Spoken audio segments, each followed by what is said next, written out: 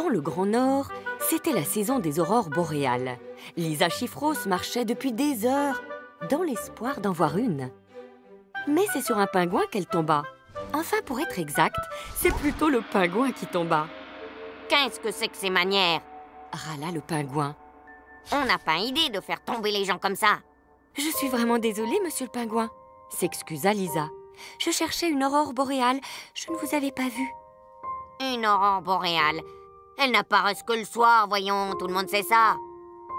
Mais face à l'air triste de Lisa, le pingouin se radoucit. Oh, excusez-moi. C'est que je suis très contrarié par ce coffre qui refuse de s'ouvrir.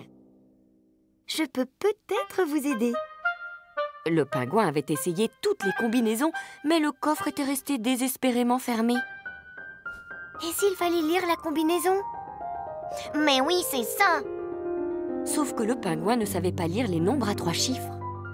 Allez, on va mettre le nombre dans le tableau pour t'aider. On a la colonne des unités, puis celle des dizaines, et enfin celle des centaines. On place un chiffre par colonne en partant de la droite. Par exemple, si on place le 5 dans la colonne des unités, le 3 dans la colonne des dizaines, et le 2 dans la colonne des centaines, on lit 235. Ce n'était pas la bonne combinaison. Lisa invita alors le pingouin à en essayer une autre. Face à l'air hésitant du pingouin, Lisa lui vint en aide.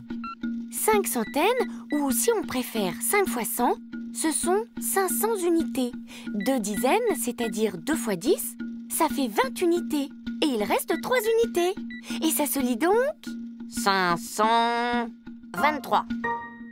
Le pingouin était tellement heureux qu'on ne l'arrêtait plus. 325. 253. Il en avait même oublié pourquoi il apprenait à lire les nombres. Oh, une aurore boréale. Et c'est ainsi, sur la banquise, que Lisa vit sa première aurore boréale et qu'un pingouin apprit à lire les nombres à 3 chiffres.